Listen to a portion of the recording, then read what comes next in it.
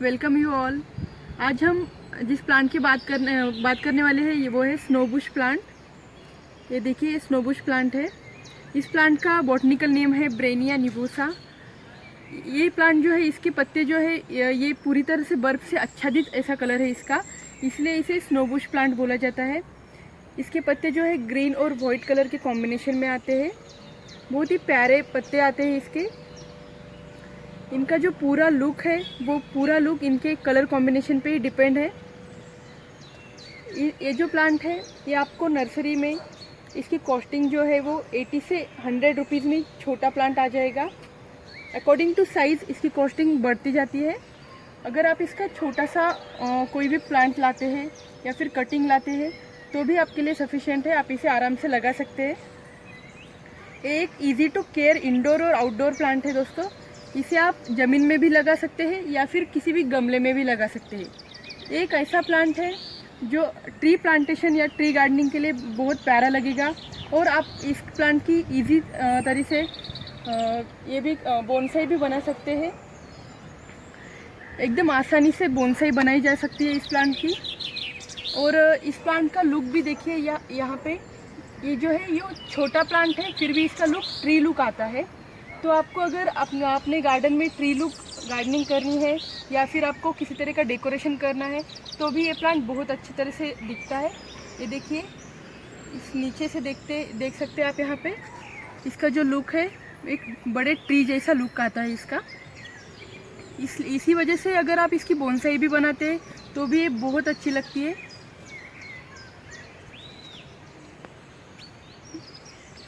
और अगर इस प्लांट के लोकेशन के बारे में बताया जाए तो जहाँ पे भी पार्शियल सनलाइट आती है या फिर जो भी यहाँ पे भी शेडेड एरिया होता है वहाँ पे आप इस प्लांट को रख सकते हैं। कभी भी इस प्लांट को डायरेक्ट सनलाइट में ना रखें। अगर आप इसको डायरेक्ट सनलाइट में रखोगे तो इसके पत्ते जो है वो ज़्यादा बड़े नहीं होंगे, वो छोटे छोटे रहेंगे उसके पत्ते और उनका कलर भी अच्छे से नहीं आएगा। तो इसीलिए अगर आप शेडेड सनलाइट में रखते हैं या फिर अपनी बालकनी में जहाँ पे भी सनलाइट डायरेक्ट नहीं आती वहाँ पे भी आप रखोगे इस प्लांट को तो ये देख सकते हैं यहाँ पे इस पत्तों की साइज़ बड़ी होती है। ये मैंने अपने बालकनी में रखा है और इसे बस सुबह की हल्की धूप मिलती है, इसलिए इन पत्तों की साइज़ और इनका कलर कॉम्बिनेशन बहुत अच्छे से आया है फ्रेंड्स। तो बस इसका ध्यान रखें कि डायरेक्ट सनलाइट ना दे।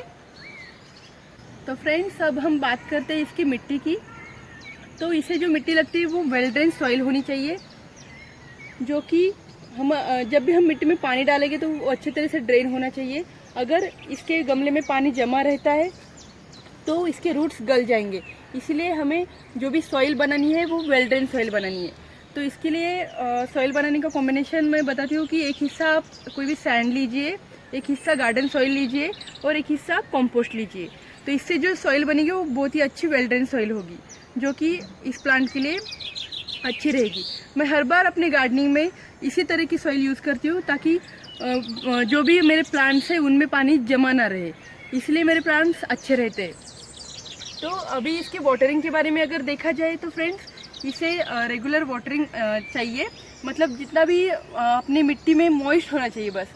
अगर ओवर वाटरिंग कर दोगे तो भी इसके लिए हानिकारक है, इसलिए आप अगर विंटर में आप 3-4 दिन पानी दे सकते हैं तो भी चलेगा, बट समर में हमें इसे डेली पानी देना है।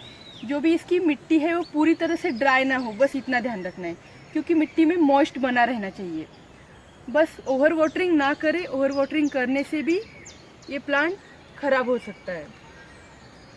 जब ये प्लांट छोटा होता है तो हमें अगर इसे बूशी लुक देना है फ्रेंड्स, तो बस क्या करना है, हमें इसकी प्रूनिंग करनी है।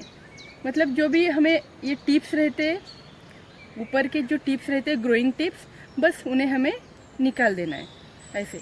तो इससे क्या होगा, जहाँ से भी आप निकालोगे टिप्स को वहीं से उसे अलग अलग 2-3 ब्रांचेस आ जाएंगे। तो इससे उसकी ब्रांचेस भी बढ़ जाएगी और उसका लुक जो है वो बुशी लुक आ जाएगा। तो बस इसीलिए जो भी ऐसे ऊपर के जो ब्रांचेस होते हैं, जो टिप्स होते हैं, इस तरह से हमें निकाल देने। अगर हम प्लांट की प्रूनिंग नहीं करेंगे तो फिर उसका जो शेप है वो पूरी तरह से बिगड़ जाएगा और उसका जो लुक है वो भी अच्छे से बुशी लुक नहीं आएगा। अभी इस प्लांट की भी मैंने कटिंग नहीं की है अभी, तो अभी इस सीज़न में मेरी कटिंग करनी बाकी है, तो मैं इसकी अच्छे से कटिंग करने वाली हूँ। तो कटिंग कैसे करनी है हमें, बस इसके जो टिप्स रहते हैं या फिर इसके जो ग्रोइंग पॉइंट्स रहते हैं उन्हें हमें काट देना है इस तरह से, और उन्हें एक अच्छा सा शेप देना है।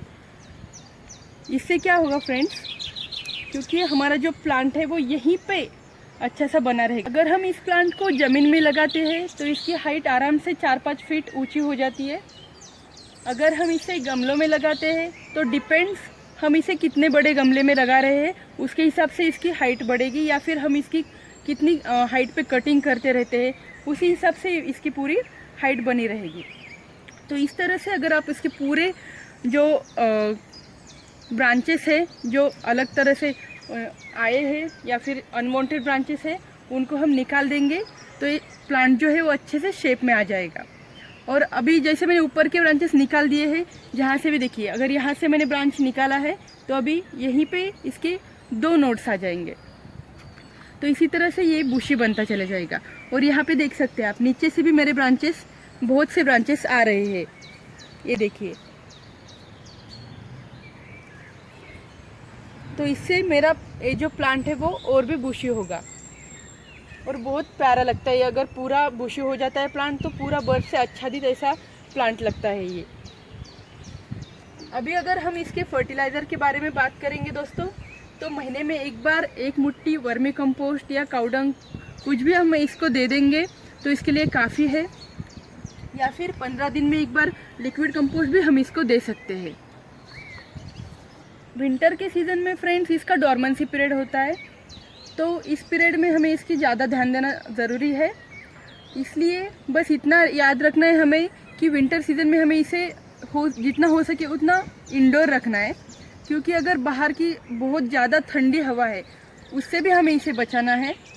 और अगर आपके यहाँ पे बर्फ़ वगैरह पड़ती होगी तो उससे भी हमें इसे बचाना है। तो बस विंटर के सीज़न में हम इस प्लांट को इंडोर में रखेंगे। और विंटर के सीज़न में और एक बात हो सकती है कि इसके जो पत्ते हैं वो झड़ जाएंगे, तो कोई दिक्कत नहीं। जब भी इतना सीज़न हो जाएगा, जैसे गर्मियाँ शुरू हो जाएंगी, तो ये प्लांट फिर से अच्छे से ग्रो करने लगेगा। तो इसीलिए बस हमें विंटर में उतना ध्यान रखना है कि हमें इसे ठंडी हवा से जितना हो सके उतना बचाना है। और विंटर के सीज़न में हमें इसे ज़्यादा पानी देने की ज़रूरत नहीं है, हम 3-4 दिन में पानी दे सकते हैं। बस उसकी जो मिट्टी है उसके ऊपर ध्यान रखना है, वो एकदम से ज़्यादा ड्राई भी नहीं हो जाए। तो इसीलिए बस उसकी मिट्टी हर बार चेक करते रहो आप लोग, और उसी हिसाब से उसको पानी देते रहना है। अब जैसे कि इसके ऊपर अगर किसी बग्स का वगैरह अटैक होता है तो क्या करना है, हमें बस नीम ऑयल का स्प्रे कर दो फ्रेंड्स। उसका प्रोपोर्शन तो मैंने आपको बता दिया है पहले भी, तो बस उसी हिसाब से आप इस पूरे प्लांट के ऊपर नीम ऑयल का स्प्रे कर देना है, जिससे आपका प्लांट कोई भी बग्स अटैक से बच जाएगा। और अगर आप चाहे तो ऑर्गेनिक कंपोस्ट को भी ओवरनाइट भिगोकर इस पे स्प्रे कर सकते हैं। इससे वो अच्छी तरह से उसके लीव्स में चला जाएगा और प्लांट उसको अच्छी तरह से ऑब्जर्व कर सकेगा। ये तो है उसके केयर के बारे में, लाइक विंटर में कैसे केयर ले या फिर उसको बग्स अटैक से कैसे बचाए। अभी इसका प्रोपोगेशन देख लेते हैं फ्रेंड्स। इसका प्रोपोगेशन भी एकदम आसान तरीके से है। इसका प्रोपोगेशन बाय कटिंग से हो जाता है। जैसे कि कोई भी ब्रांच अगर आप लेकर आते हो तो आपको बस उसको अच्छी तरह से मिट्टी आपको वेल ड्रेन बनानी है। वेल ड्रेन सॉइल होगी आपकी, कोई भी गमला लीजिए और उसमें उस ब्रांच को जो भी आपने कटिंग लाई है उसे लगा दीजिए। वो प्लांट आपका एकदम अच्छे तरह से आ जाएगा फ्रेंड्स। तो फ्रेंड्स यहाँ पे भी आप देख सकते हैं, यहाँ पे मैंने इसी प्लांट के कुछ ब्रांचेस निकाल के लगाए हुए हैं।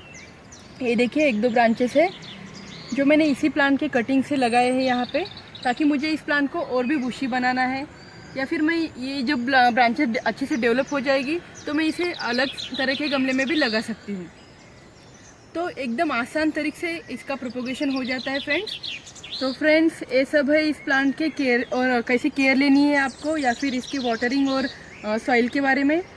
तो आप ये जो स्नोबुश प्लांट है इस प्लांट को ज़रूर ट्राई कीजिए, आपके बालकनी में भी इसको ज़रूर लेके आइएगा, इससे बहुत ही अच्छा लुक आ जाता है फ्रेंड्स।